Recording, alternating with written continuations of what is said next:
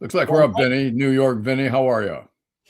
Michael, I'm good. How are you this morning, Michael Knight, down in Pasadena, California? How are you, pal? Well, I hung around with a bunch of 8 and 10-year-olds over the weekend during their show of Mary Poppins, and going around backstage was a cough that plagues casts all over the world who work together, rehearse together, dress together, shower together, and then they catch the same cold together. And it's time to hit the cast on opening night. Uh, So and that's what I got. I got the backstage cough. now this is not as we were talking about before. This is something different than the croup, which we used to get when we were kids. The croup. I hope I don't get the croup, but that's the next stage. If my cough gets worse, as I will probably illustrate before the show's over, croup could be right around the corner. But it's been so long since I've had the croup, I might not even see it coming. I might not know what it is when it gets here. Yeah, well, you don't hear about the croup anymore, do you? I mean, really, you don't. You don't. It's not something like it used to be when we were in school. You heard about it all the time because almost every kid in class got it at some point. I think And it's when you get the real heavy cough going, that's the croup. yeah, you get that. You can almost hear your lungs coming out of your chest. The lungs will come out. That's Yeah, one thing about the croup. The lungs do actually exit the body when you cough. they Listen to they my detach voice. from they detach from whatever they're attached to in there. Uh, uh, get through the chest wall and virtually come out of your mouth and then go Only back in. the only the trachea keeps them from leaving the county that you're in at that time. Right. This is the croup. So let's hope it doesn't progress. Is there a punk band called the Croup? There should be. If there's not, right? Would you If you think there got would? if you got a three-piece plant in the garage, that name is available. Become the Croup. Well, Mikey, we could take. Well, I don't know if I'd want to name my band the Croup, but I was gonna say we could take that name and use it for a band or something. But I don't know. I'm just looking. A creative team.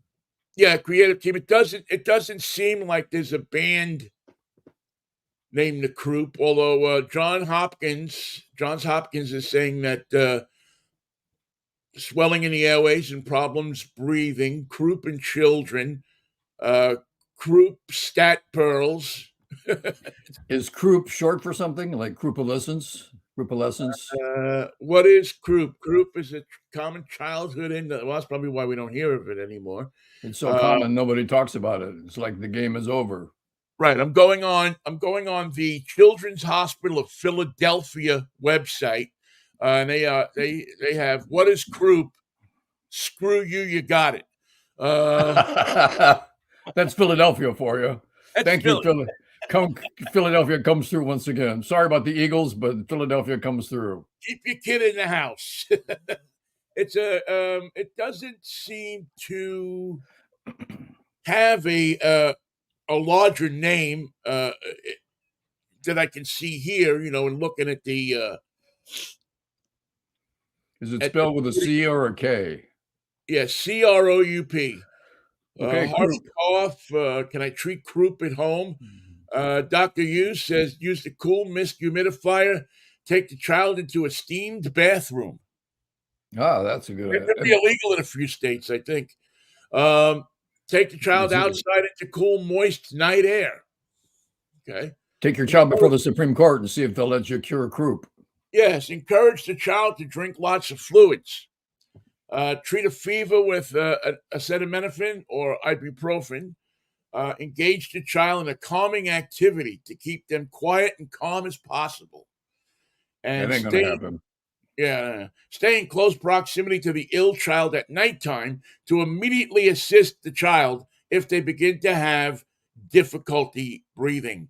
The majority of children who come to the CHOP emergency department, that's the Children's Hospital of Philadelphia, with croup are able to be discharged home after some medication and possibly an observation period. Uh, Now, could we just do away with the observation period and just get right down to the medicine? Can we do that?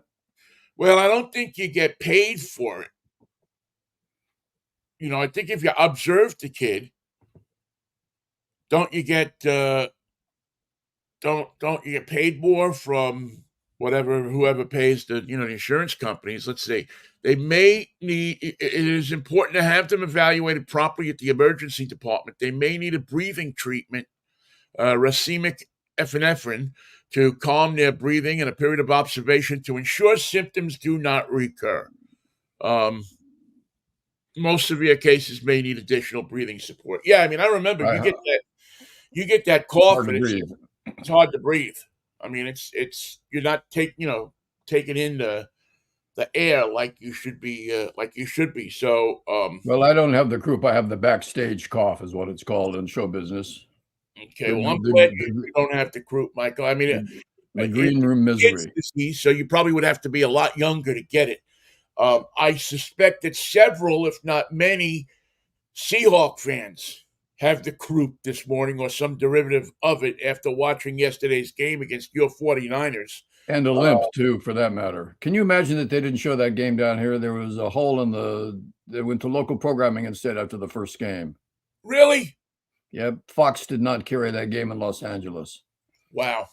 So I had to watch it play-by-play on my phone, which is not watching a game, but I stayed even with the touchdowns. And Debo had a great game. You realize that in the past 2 games, they've had 6 touchdown passes of over 50 yards. They're a formidable team. They are a team with weapons. Yeah, I mean, all the stuff about Brock Purdy, and he's not a good quarterback. He just has good people around him, is a bunch of bull. I mean, I don't know who's running that crap on talk radio or something like that. Yeah, but that's that's Cowboy probably fans. the worst observation I've seen in sports in many a days. That and the one that OHTANI is coming to the Mariners. We'll talk about that a little later. But to me, I mean, that 49er team and Purdy in particular just looks as formidable as anybody else in the league. I think they've got, well, here's how they do it. And it's not science. It's just football excellence. You got a tight end named Kittle. You got a running back named McCaffrey. You got Brandon Ayuk at wide receiver. You've got Debo Samuel at whatever he is. He's a 250-pound wide receiver or a running back or whatever, what have you. You got Purdy. You've got the front office. You've got the head coach. You've got the most complicated and nuanced offense that there is, and an extraordinary defense that keeps adding to its team. I mean, they've acquired 2 linebackers and a deep back just in the past 2 months to make sure they have the horses to get through the end of the season. I couldn't be more impressed with them because the 49ers don't talk about the great team they're going to have someday. They put it together. Now the Giants, they're perfectly willing to talk about that great team that they don't have that they're going to put together somehow. But the 49ers don't talk; they just do it. Well, and they come at you with all those weapons, and each one of them will score a touchdown, and you got problems. It's 28-0 before you can say good morning. Yeah, and if there's any concern about the 49ers, it just seems that it takes their offense a little time to get into a rhythm, a little time to get going. They looked eminently beatable in the first half of that game. It was really and Seattle was getting through to do some sacking too. Yeah, and the Seattle defense was doing what the offense couldn't do, was working. But you didn't have Geno Smith in there. You had Locke in there, Drew Lock, and now you know why he's not the starting quarterback. Well, you got to give him some time. He didn't have a winning game, but he didn't have a disaster either. Right. He didn't go out there and do a Jets thing. Although the Jets, look at what they did yesterday. Oh my God, how did that happen? So it must have been a different team. The regular team, Texans, must have taken a day off, and they must have sent some JUCO team in there. Isn't it funny this year? Teams like Texas, who has been lauded as bringing a new quarterback to the fore. Teams like Green Bay, teams like San Francisco, teams like the Philadelphia Eagles go through these mid-season losing streaks that can't be explained. Now, what happened to Texas yesterday? The Jets don't care. They just profited from it. But you run into a team that's heretofore was a winning, challenging, playoff-headed team, and suddenly they can't win for losing. They can't find the ball with both hands. Yeah. Yeah. It's, well, that's why, and one of the fascinations of football is, in baseball, when you're watching the season, it's such a long season. The changes that happen to the teams happen slowly. They seem to come on very slowly, and all of a sudden, you're in August and you're seeing a different team than you saw in April when they started. Due to trades, due to injuries, due to minor leaguers that do well. I mean, there's a whole in football, because the schedule is so compact, you only have 17 games. The changes almost seem to be week to week. Yes, they are. What was a great team last week can, just look like crap the next week. And henceforth, you get that any given Sunday. I guess you really should call it any given Saturday, Monday, Thursday, maybe Wednesday, Friday sometime, But, Vinny, at the beginning of the year, Seahawks fans were a lot more optimistic as well. They thought they had a better team than they do. They thought that they were going to be able to compete with the top teams. And Kansas City will tell you that that's not easy to do week after week. Yeah. Well, they started the season 6-3. And everybody was making their Super Bowl reservations. Everybody, you couldn't get a flight from Seattle to Vegas. Could you get there by land? Yeah. I mean, I was going to get a bus and drive everybody. Get a bus and a little jar of sugar cubes and take everybody down. Through across and down through 95, through the desert, through the nuclear testing plant, and an old that's bus. Right. Do not take the sugar cube until we cross into Oregon. Yes, probably. Wait for it. Yep, doing yourself a little favor. We'll be stopping at the next rest stop, and please don't wander out of the rest area, because we don't know if we'll be able to find you.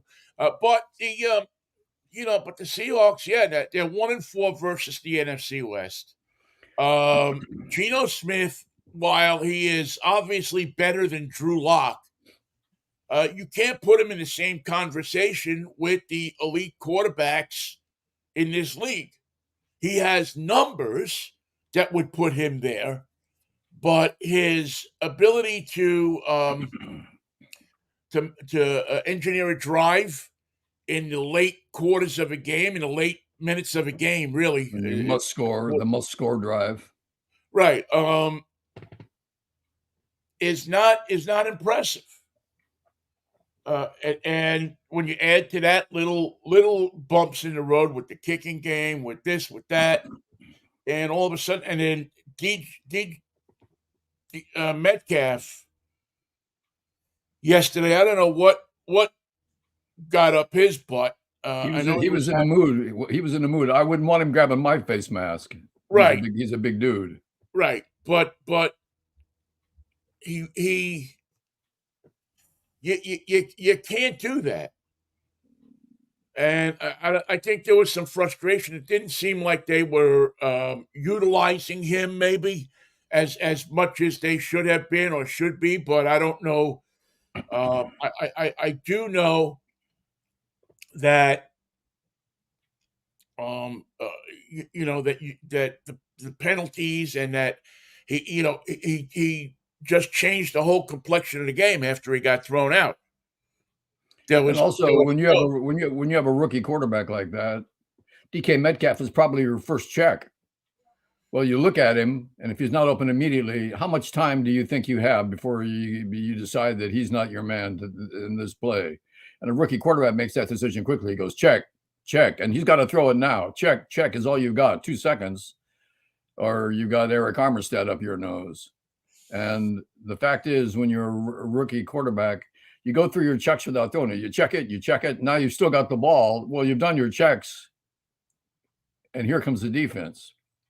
You still have what they want. You've got the ball. And maybe DK Metcalf would be open in one more step, but the seasoned quarterback can't wait, or an unseasoned quarterback, I should say, a rookie.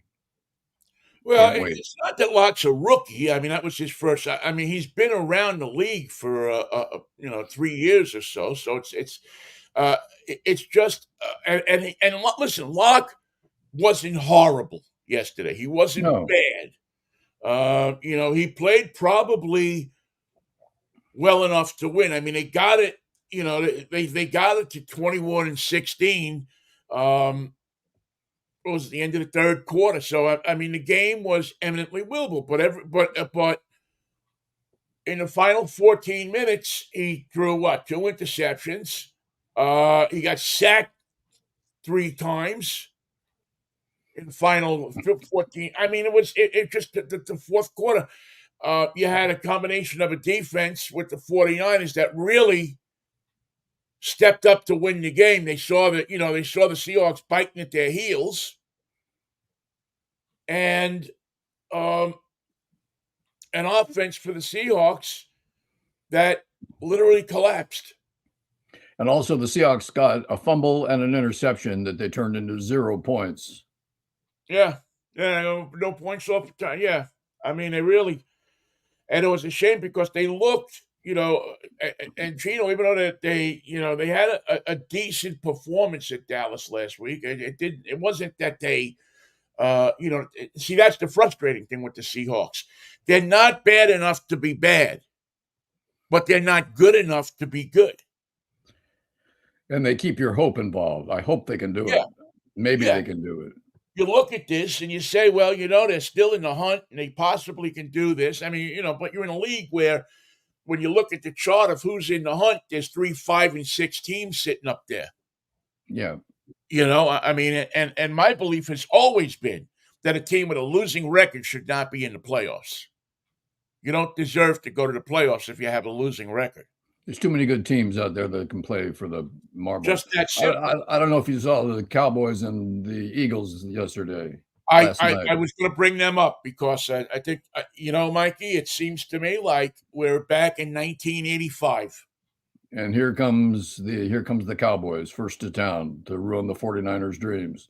Yep. One thing that the Cowboys did that's going to be deadly, and you're going to see more of it, they got that new kicker that had background from the USFL who kicked a 60 and a 59-yard field goal last night, 60 and a 59, and he kicked it without any problem. It didn't squeak over the bar.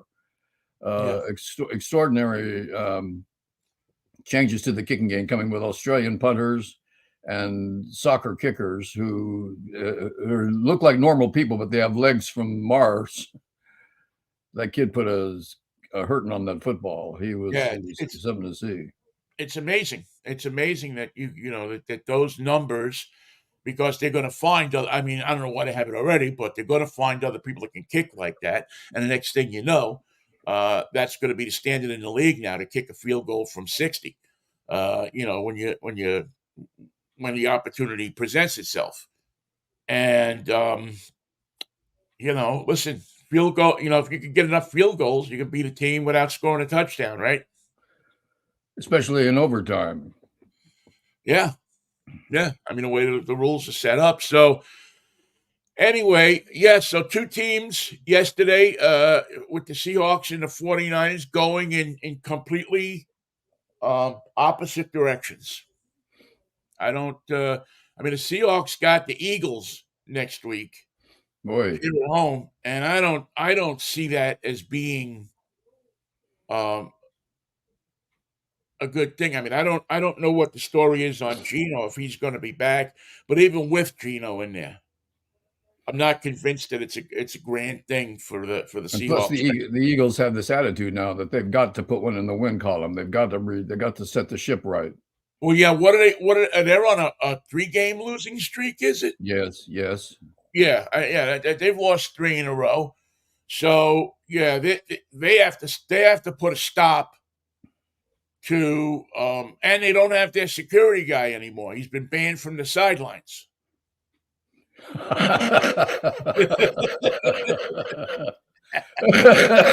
Excuse me. You don't have Dom, the security guy, anymore. So you don't have Dom to kick around anymore. And the league's comment about it was, you just can't have people coming off the sideline and getting involved in the game. That's not how we do it. Why should we have to explain this to you? It's a pretty Dom cannot stupid come in rule. and play. He's not cleared for the field. You can't have him on the field. Well, it's just a case of somebody who shouldn't be involved in the game in any shape, manner, or form, being involved in the game, thinking he's so important or so whatever to the operation that he's decided to get involved with a player. He's lucky the Greenlaw only slapped him, because that could have been a lot more damaging. He would have been the swollen head of security. I mean, what are we getting into now? Bouncers for the players? It's funny because we've often said, well, where's the security people when something, when a player goes up into the stands or something like that. But this is different. This guy is on the field of play. He's inbounds. Yes. It's not even like he's out of bounds and he's reaching up. I mean, he's like inbounds.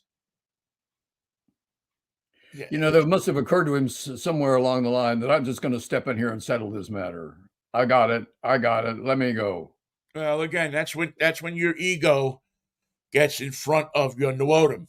And they said he could come to the game, but he couldn't stand around like he usually does. Right, he's got to sit. He's got to stay over in the corner there. And to be honest with you, I wouldn't even let him back in the stadium. Screw him. He's got the best seat in the house. I mean, this is idiots. They got the best seat in the house. And plus, there's a lot of NFL teams that they all have a big head of security that prowls the sideline. What's he looking for? What's he doing? What's he preventing? What's he protecting? I guess he's hoping that somebody isn't going to, stand up and throw something, or I don't know what, but he shouldn't even be facing the field. Right. The guys where the event security face the stands, because that's where all the action is, and that's where the shot put comes from. Right. He shouldn't be worried about what's going on the field. On the field is not his domain. It's not his area. It's not his job. It's not his problem. I mean, if somebody runs out onto the field, that's his problem. Now, is Jimmy Kimmel going to have him on the show? I'm hoping, because he is, oddly enough, in Philadelphia, a local hero. He's probably got his own show already. WIP. Hi, I'm Dom. I'm Dom Security. WIP. You're on the air.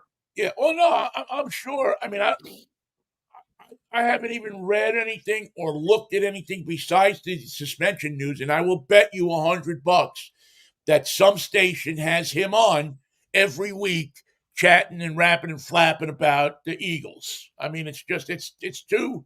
If they don't, there's something wrong with somebody there, because he's as close to the game as you can get without being in the game. You think he could do traffic and weather together on our hate channel? He probably could. He'll probably have his own morning show. I mean, that's the kind of personality that he is. He's a guy. And listen, I'm that guy too. He's a guy that got lucky, and he'll probably he did something that, while the establishment hates him for it, social media and other means, not just social media, but everybody, in Philly and the type of fans in Philly are, leave him alone. He's not bothering anybody. Well, Dre Greenlaw thought differently. Well, maybe he can throw out the first pitch when the Phillies start playing. I mean, he'll be that kind of hero. He'll be one of those guys that'll never be able to buy himself a drink again in any bar in Philadelphia. He'll always, which sounds like he was anyway. But he's the, and what he is really comes down to is the George Santos of football this year. Because George got bounced and he's making a ton of money. He's doing better outside of Congress, but he laid the groundwork for his, if he doesn't go to jail, he's got a golden career. He'll be on every talk show. Dom's going to have a web presence under the title of, I say it's security, it's security. Yeah, in this day and age, his social media, I'm sure, will blow up. His TikTok channel or his YouTube channel or whatever. For 6 months, 8 months, he'll be. You know, he better make it now. Because in a year from now or 2 years from now, maybe nobody will remember who he is. But right now, he's a hot commodity. So yeah, you're in for 5,000 an appearance. You're in Who for was the guy that was famous for overnight? He was Joe the plumber. Was that it? yeah. He just died this year, I think. Yeah, you're right. Yeah, Sarah Palin's buddy, Joe the plumber, who had his own radio show. In Des Moines, in Duluth. No, I think he was in Maryland somewhere, wasn't he? Or somewhere like that. I think one of the mid-Atlantic states. But he was made famous by Sarah Palin, but remember when you used to think she was crazy? Well, she's crazy. She's just not. But she's not as crazy as most of them now. She's not as crazy as Mike Johnson. No, she's not that crazy. By the way, Mike Johnson and Volodymyr Zelensky are going to get together today in Mike's office. That ought to be fun. Mike will say, "Let's pray together, Volodymyr. Have you taken Jesus as your personal savior?" And Vladimir will say, "Have you looked at our country? We don't have a savior. You're the savior. You're the Jesus. We had the orange Jesus, and then we had the old Jesus. Now we're looking at you, Jesus." So get find that 60 million and let's go. It's what a mess. What a mess. I mean, we've turned this country now. Not only can we not rely on the country, but people around the world who rely on us can't rely on us anymore. That's because of Mike Johnson and his cronies. Well, I think it goes deeper than that. It goes to Trump, and it goes to these Tea Party Republicans who have figured out how to grab power. And they didn't want Zelensky to come. They said, we don't want Zelensky to be here to remind us of what we're not doing. What we're doing today is nothing. Well, how come? Because that's what we do. We do nothing. He will ask us to do something. Yeah, and Trump is beating Biden, in all of these swing states, he's 10 points ahead, 20 points ahead. It's not pretty. I don't know what Biden's going to do, and I don't know how much this whole Hunter Biden thing is going to affect him. I can tell you from personal experience that when your kids hurt, you hurt. No matter how old you are, no matter who you are, no matter how much power you have, unless you're a sociopath, when your kids hurt, you're hurting. Vinnie, am I right that Hunter Biden appears to be a bit of a shitheel, that he was probably one all his life? Yeah, I mean, yeah. No, he seems to be the typical kid who, my father's president, let me in. Well, let me in, wee-oo, wee-oo. Yeah, I don't, I can't imagine how many times Hunter Biden uttered the words, "Do you know who I am?" Do I know who I am? Where am I? He didn't know who he was. So, I mean, there is a sense of entitlement, obviously, there, and I'm sure the drugs fuel that. Sure, look at Trump's kids. I mean, they're odd children. They're not easily relied upon. They don't inspire confidence. I haven't heard anybody call Hunter Biden Usay or Kusay. So not yet. No. Not yet. But yeah. And I know that the Democrats are fond of saying that he's got he had a drug problem.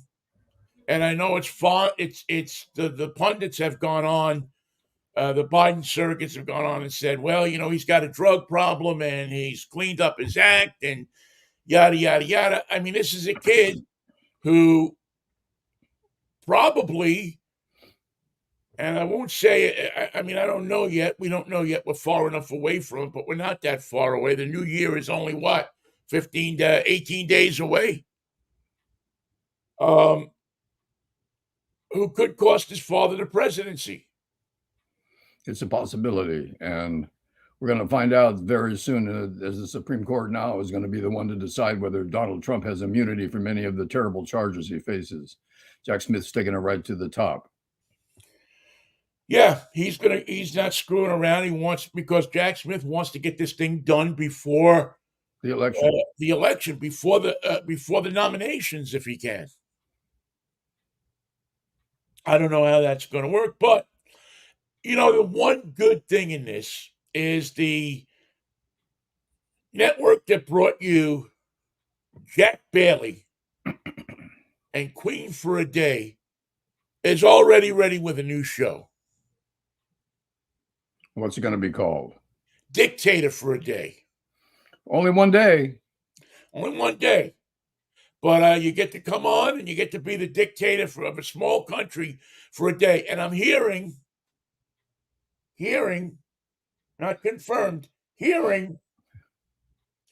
that Slovakia is in the running for the country that you could be the dictator of. Yeah, well, the Giants were in the running for OHTANI too, so that's a good comparison. Yeah, we didn't even get to OHTANI yet. We should switch back to that because I got nothing to say. That's an amazing. Yeah, I guess. I guess the Mariners weren't getting rid of those guys to clear salary to sign OHTANI, were they? No. Plus, their salary multiplied by 4 was not even half of what he's going to make. So the Dodgers sign him. Remember, was it $780 million? 700 even, I thought, for 10 years. Oh, so, yeah, maybe it was 700 even. Maybe the funny thing about this is he hasn't pitched in a while. He's recovering from surgery, so they don't know what they've purchased. They purchased a pretty good left-handed hitter, but what about the pitching side of it? Because he's not going to play first base. His job is to be a designated hitter and a pitcher. And right now, he can be the designated hitter, although we have no idea what shape he's in. But can he pitch? And there's 700 reasons to hope that he can. 700 million of them, I should say. Well, I give him the benefit of the doubt in that he's a great hitter, and he is, that he'll be able to give them some power to their lineup that maybe they hadn't had, or add to the power.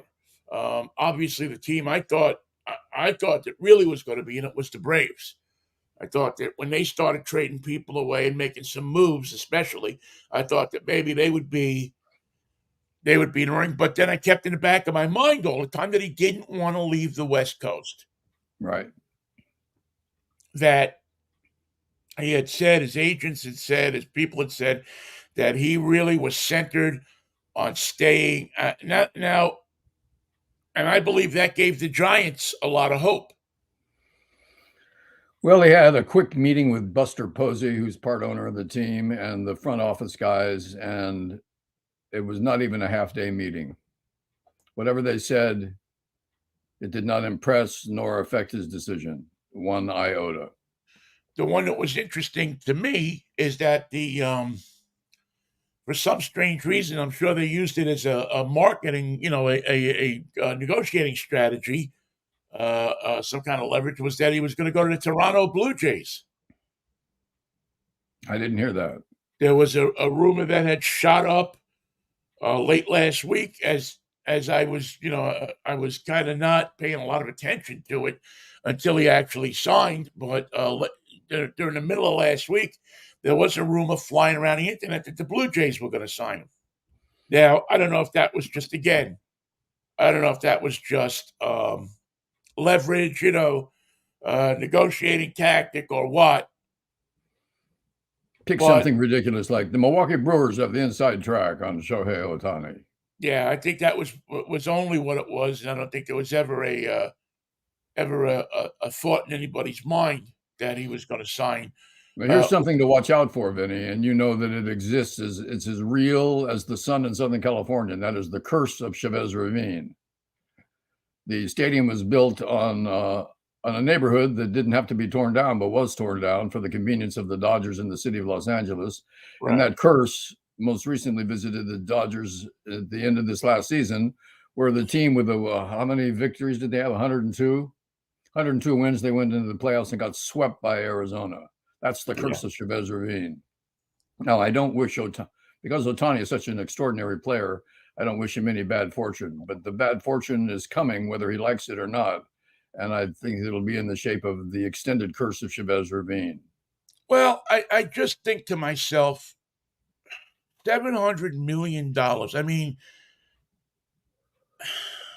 there's something obscene about it. That ties up your purse for 10 years and beyond. Yeah, there's something that's so obscene about it that it's I don't know. It just seems like I mean, what human is worth $700 million? When you think about it, how much pressure is on him to get a hit? Why are you under pressure? I have to earn my money. Yeah, but all you have to do is be the player you were before. But I can't anymore. I can't be that player because the additional pressure makes me unable to perform, unable to do what I feel I can do naturally. I can't do it naturally anymore. You know, it's interesting here, Michael, up here in the Pacific Northwest, as I'm sure in many markets, the cable company has decided that they are going to make the sports channel, Root Sports, a premium channel, that you'll have to pay for it, like, any channel. Because they figure they got you. Because they figure they got you. You know, you got all of the, you have the Kraken games on there. You have the Mariner games on there. The Portland Trailblazers are on there. So they figure they got you. And so they're going to, that they're going to make this. They've already sent out the notices that as of X day, and I think it's next month, that it'll be. And so people are en masse canceling Root Sports. They're saying, tell you what, take it, stick it. And going to the various streaming services. Now, the Mariners are owners of Root Sports. So they're taking a shot. Here we go. Pac-12 Network once again. So now the general manager of the Mariners has been told that based on projections of how this is going to hurt us, you have less money to spend on the baseball operation. And whose fault is that? Because we have to show a profit. We have to justify what we have. So now all of a sudden you have a situation where they've had to trade away a couple of talents because so they can overcharge for their television service and not sign another. So not only are you going to have to pay for the television service if you want to watch the Mariners, but you're going to get a less product. You're not the name San Francisco Giants is being used, but I see a similarity here. You're not going to get to sit. They got rid of two. Well, they got rid of two good players, and they didn't re-sign one who, for all intents and purposes, came around in the second half of the season. Now, you can justify it by saying that, well, when we needed these guys last year, they didn't step up to the plate. They didn't. They folded. They collapsed. Plus, do they have plans for the free agency that will replace some of those people? I don't know that they're gonna. I mean, I think it's a thin free agent market for hitters. So they're going to have to trade away some pitching. And I don't know, to be honest with you, that they're all as deep in pitching as everybody says they are. You'll find out when you trade a couple away. So you're now going back to this situation after 2 years of being good enough to get out of it, and they should have won something last year. As we said, they folded last year. Players that were supposed to be vital to this team. You know, Vinny, if the Mariners own their own television service, if they own Root in conjunction with other teams, why can't they, instead of laying it on the viewers, why can't they lay it on the sponsors and make them pay more for that access? Because there's only so much, because baseball is, I believe, going down in these regional sports networks because of streaming. Is not because you can figure out a way to stream in market games now with VPNs and things like that. So a lot of people are now streaming in market games, and they're not going through Root Sports. I mean, the thing about Root Sports, it was a couple of bucks extra on your thing, on your cable bill. So you said, hey, you know what? So what? But when it becomes 25 or 15 or 20 or 25 or $30 additional on your cable bill, that's already $200 a month. You're going to see something similar happen. Might see something similar happen in LA when the Dodgers start looking about how they're going to pay for this guy for 10 years. Oh, I'm sure you will. The money's got to come from somewhere. The fans. Why can't the fans pick up that end? Well, that's exactly what you're going to see.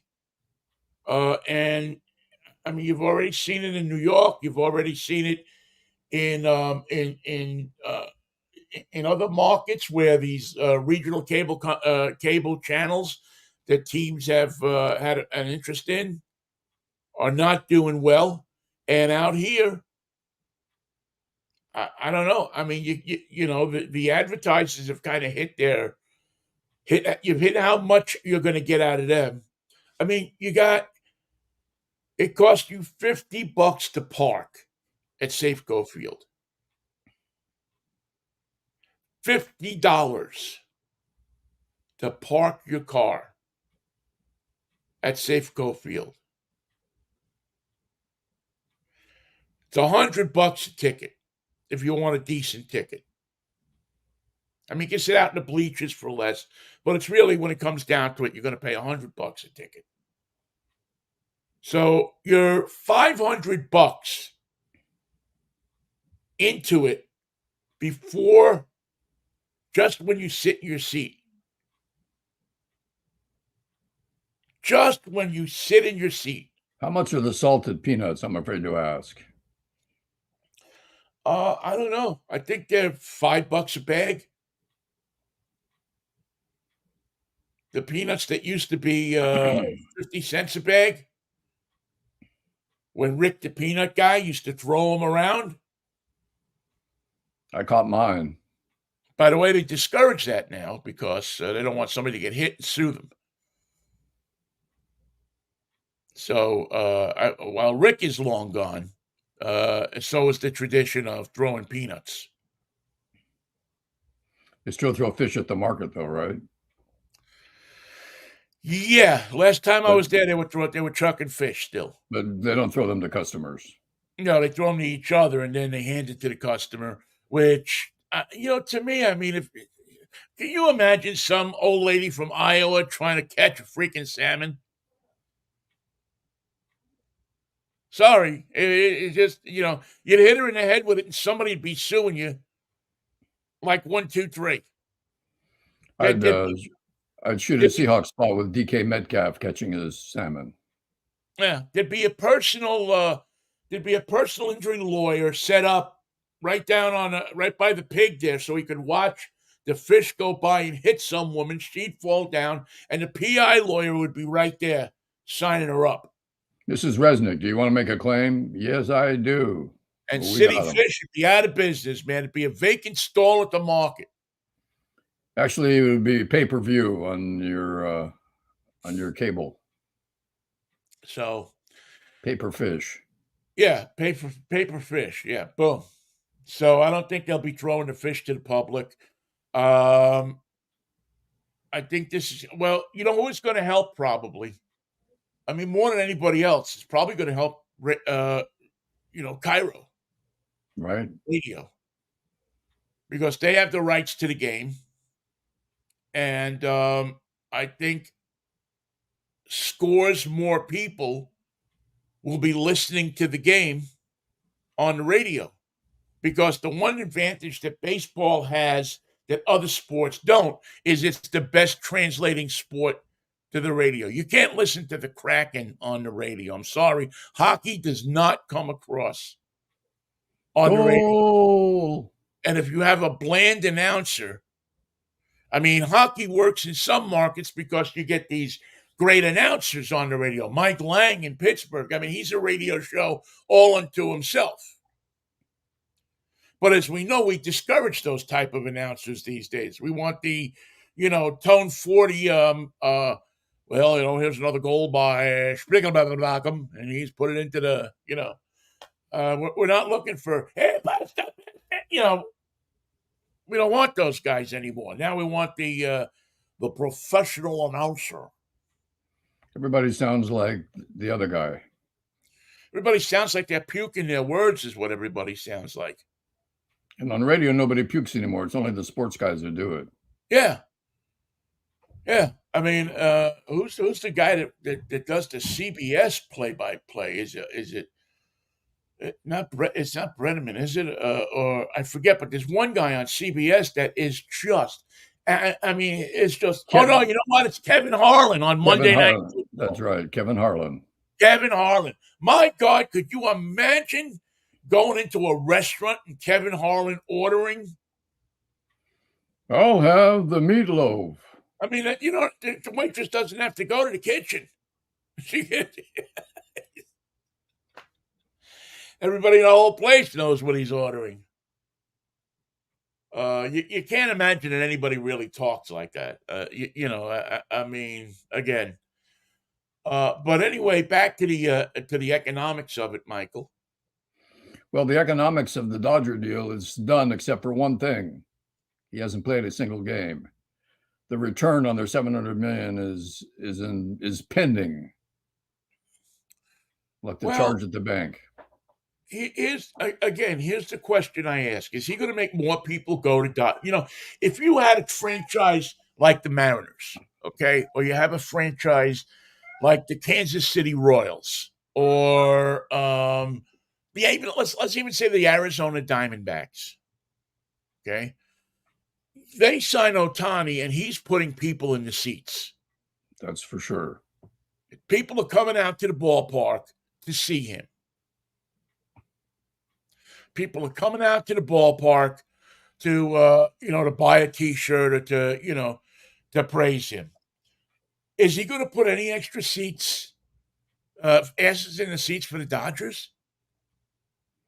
I think it's going to be pretty hard to get as the season begins. It's going to be pretty hard to get a ticket. Yeah, but if the Dodgers for some reason aren't, again, I just imagine that how much it would be hard to get a ticket without him, right? Plus, what are they going to say? I went to the game. He didn't hit a home run. He didn't strike anybody out. Right. So I thought he was a $700 million man. Going on. You got performance. What's his performance going to be? He's not going to hit a home run every game. There are people that are going to go there and they're going to see him strike out 3 times in a game. Has to happen. Yeah, it's just a law of averages. Baseball is a game built on failure. If he hits 333, that means you've only seen him hit 1 out of 3 times.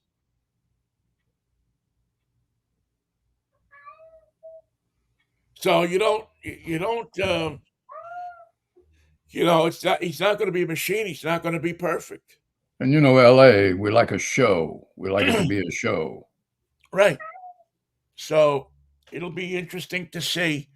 And the funny thing is you'll probably see the Angels wind up, between the money they can spend now because they didn't have to re-sign them and some of the other players there, you'll probably see them become contenders because that's how it always works. A guy like that leaves the team and what happens?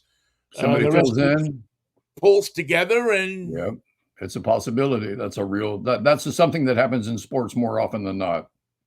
yeah. I mean, that's what the Mariners, the year that Griffey left.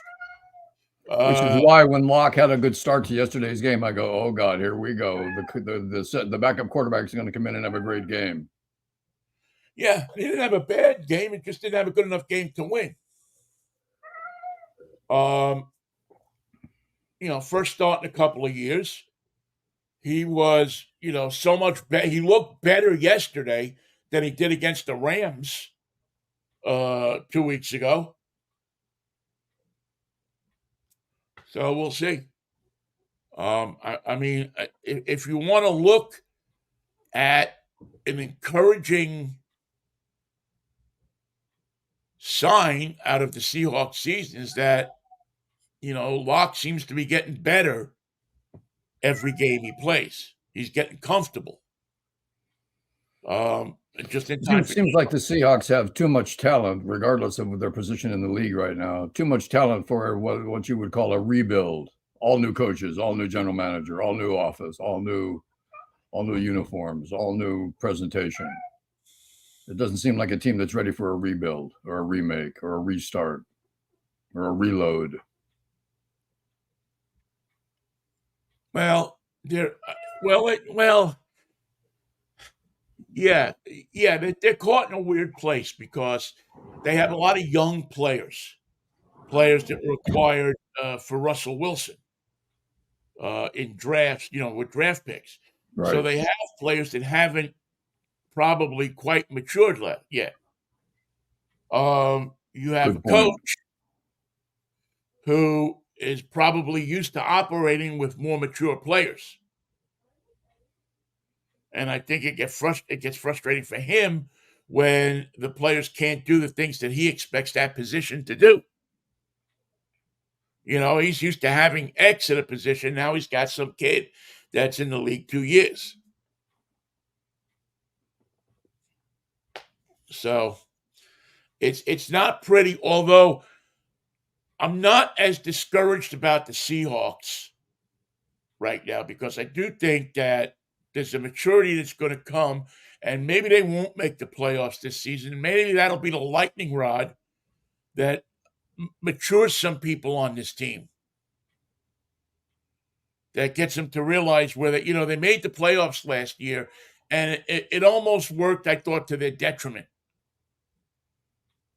Because they got hit hard as soon as they started the process. Right, they got hit hard, and now it was good from the standpoint of it gave people experience. Nobody expected them to win the Super Bowl last year, but it gave them some experience. It gave them, that feeling of what it's like to be there. And I don't think that can ever be overrated. But this was the year that they were really, it looked like that they had caught it. That it really did make an impression on them. So they come out of the box and they're winning, and boom, boom, boom, boom, boom. And then all of a sudden, it's all gone south. And they don't have an easy schedule the rest of the way. No, they're not. They're the rest of their games are. I'm trying to. I don't have the schedule in front of me, but I'm going to I think call they it up. got the Eagles. But you got the Eagles next week, and you really don't need to. I don't know if you really need to say much. The Eagles are going to be a handful. They are restless for a win. Yeah, I mean, Eagles are a pretty damn good team that are looking to lock heels. They want to get well. So that'll be interesting. You got the Dolphins tonight and the Titans, and the Packers and the Giants got 2 Monday Night Football games tonight, which I always think is ridiculous. Then you got the Seahawks next week on Monday Night Football, isn't it? Aren't they? Yeah, I think. I'm pretty sure that Yeah, that you're looking at the Monday night. I do have to admit that the worst um, Sports interface. sports interface is the NFL's. It just doesn't. It's you got to click through. You click through for schedule, and you get it starts you in September. I mean, it should click you to the current, what's going on right now. But then again, like any good uh, Seahawk fan, I should know the schedule by heart, right? Yeah, next Monday night, you got the Eagles coming in. That's a Monday night game. That has disaster written all over it. And then you got the Titans in Tennessee. That could get ugly. That should be a win. And then you have the Steelers coming in on New Year's Eve. That should be they should beat the Steelers. Hard fought, but win. Yeah, they should. I mean, the Steelers just look like crap this year.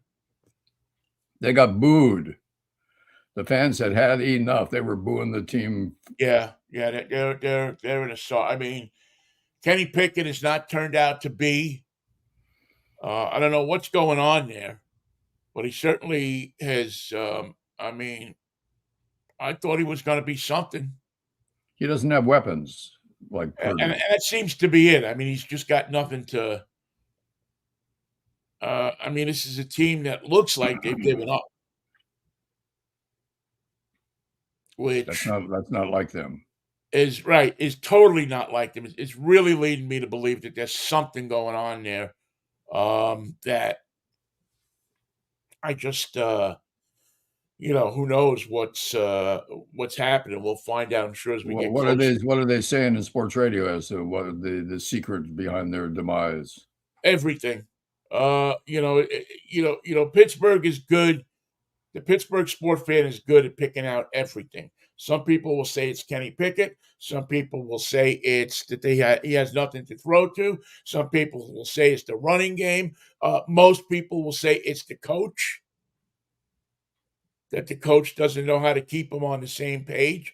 I'm sure that there are a number of people who will blame the general manager for not drafting right. He's just in his second year, I believe, after their longtime general manager retired, and but the blame will go. I mean, if you listen to sports radio, there you will hear everybody blamed. There's Well, nobody that will be blamed. losing teams always blame everyone because it's probably a bit of everyone's fault.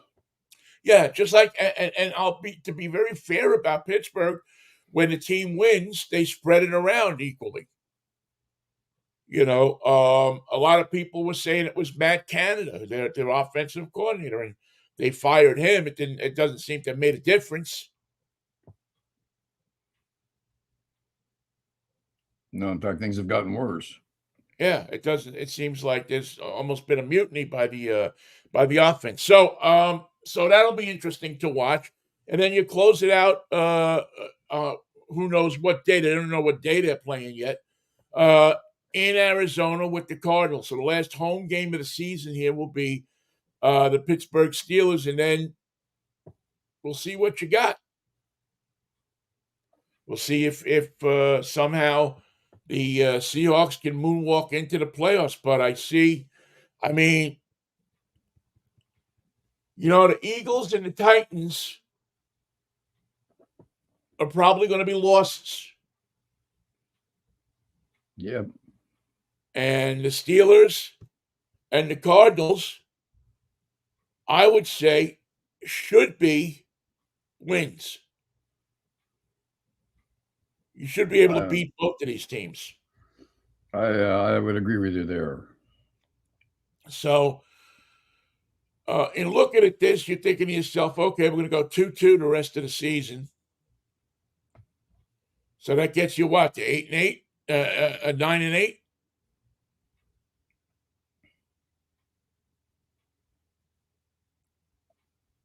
And you'll have your quarterback back by then. Yeah, you hope. So, I mean, I guess there's a thin A thin road to the veneer of playoffs here. respectability. There's a very thin road to the playoffs. But again, I don't see this team.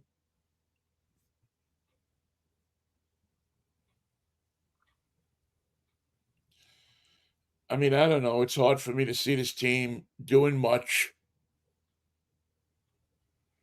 It's hard to resurrect yourself after a start in mid-season like they've had. It's hard to get back, especially when you can't always guarantee who's going to be starting. Well, I mean, I think Like, how did the 49ers lose 3 games in a row? Well, Deebo Samuel, who gets 2 touchdowns a game, did not play. And that's how you do it. And their left tackle, who protected the quarterback, did not play. And that leaves a highway open to the quarterback. yeah, and it's That's and just it 2 men. is 2 men made all that difference.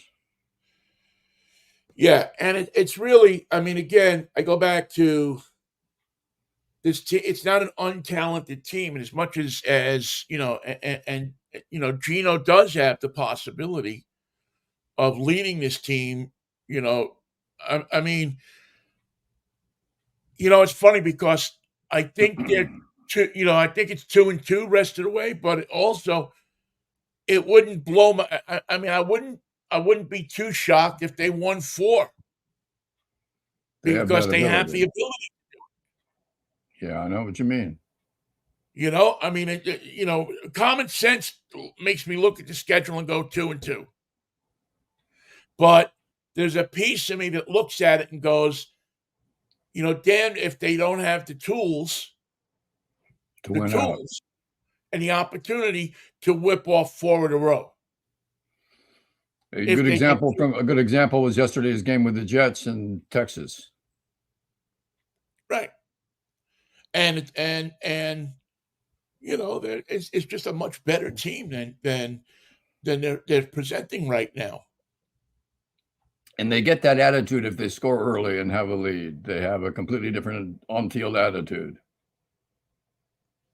Well, I hope somewhere somehow they find it again. It is it's unbelievable that they have fallen so far. Well, it's a predatory league. You show any weakness, they Well, come yeah, for you. yeah, you're exactly right, Michael. You're exactly right. Everybody is going to take advantage of anything you give them, Yep. and your mistakes, your transgressions, which translate into penalties, which translate into taking a guy out of the game who could have, when the game was as close as it was, been a difference maker. And again, I point out the fact that they had 2 turnovers that they've recovered, one an interception, one a fumble, and they turned it into 0 points. And that is not something that you can do in the NFL. You must turn it into points. Right, right. It's not unimaginable to see them winning that game yesterday. Right. They had the opportunity early. Right. So that tells me that at least you would think that they have the opportunity. And listen, let's give credit what credit is due. The 49ers are one of the this year one of the one of the elite teams in the league. You're dealing with the team that has found everything it needs, Yep. both on defense and on offense and on special teams. They We're have, still waiting. We're still waiting for the return of Ray McLeod, our run back specialist. yeah, and they look like a team. Who names their kid Ray? The Smiths, Okay, just wondering. the But McLeod. But I mean, as I said when we opened the show, it's like 1985 all over again. It looks like the 49ers and the Cowboys are the class of the National Football Conference. And a couple of weeks ago, you would have said the Eagles can't be beat, but the Eagles have found a way to lose. Yeah, it won't surprise me if it's the 49ers and the Cowboys playing for the NFC Championship, right? It could be easily. Yeah, I mean, obviously there's other teams in there, and Where's the Super Bowl this AFC, year? Where's the Super Bowl going to be? Las Vegas, right? I don't know. I can't recall. I think it is. I think the Super Bowl's in Las Vegas. What is this, Super Bowl 295? Which would be XOXXXOOXX. Super Bowl 700 million. No, that's OHTANI. Number sticks in my head. Yes. Let's see. Did you mean Super Bowl February 11th in it says LV 3.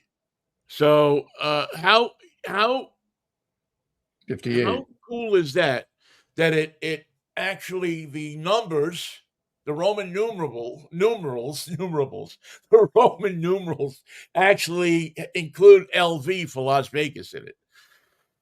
So February 11th, 2024 is the game at Allegiant Stadium, as I said earlier in the show, in Las Vegas.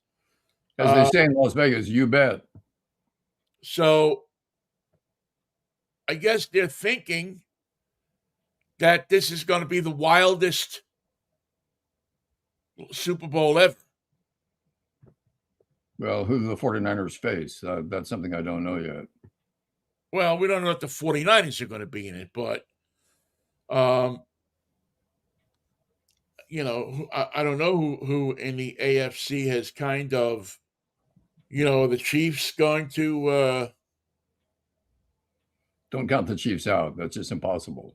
Well, no, you can't count the Chiefs out, and then you're going to have Usher as the halftime show. And does he also help people get to their seats before the halftime show? So he's going to try to get in the stadium. Some security guard is going to be standing there saying, "All right, you go in with the ushers there. Get your yellow jacket." No. I am Usher. Yeah, I know you are. I know what I said. Who's on first? Here's your vest. Want to get him? Put on the yellow vest and hurry up about it. It'd be pretty funny if he actually came out in a yellow usher's jacket. I like it. Or is the dancing boys all wear usher jackets? Yeah, everybody's wearing usher because how important are the ushers to the NFL? Well, you got a lot of people visiting for the first time, so they need an usher. Everybody has a flashlight. Like the old movies, where the usher or the matron used to come down and with the flashlight. What do you got down there? Get your feet off the seat. Oh my God! Well, you heard my cough. I'm close to death. Yeah, you've powered through it today, Michael. I'm proud of you. Well, you take care of yourself, Vinnie, and we'll see each other for a wacky. This was a morose Monday, a moribund Monday, a maleficent Monday. One team did good, one team didn't, and the team that we both dislike pulled off the deal of the offseason. Damn. So far. So, although I don't think I fully expressed my hate of the Dodgers today, but damn them. Well, I think maybe if there's any justification in the only team I hate more than the Dodgers pulled off a deal last week too that I don't know if we got a chance to talk about. Was Juan Soto. Yeah. And that may wind up being the deal of the offseason. Hit the damn ball. Yeah. There's somebody that I think can immediately be a difference maker on the Yankees, who have fallen on hard times. All right. I will catch up with you on Wednesday if the Lord's will and the creek don't rise. Please take care of your croup there, Michael, huh? I'll take care of my croup. I'm going to get breathing help. Yes, get some Vicks Vapo Rub and an inhaler, and you'll be okay.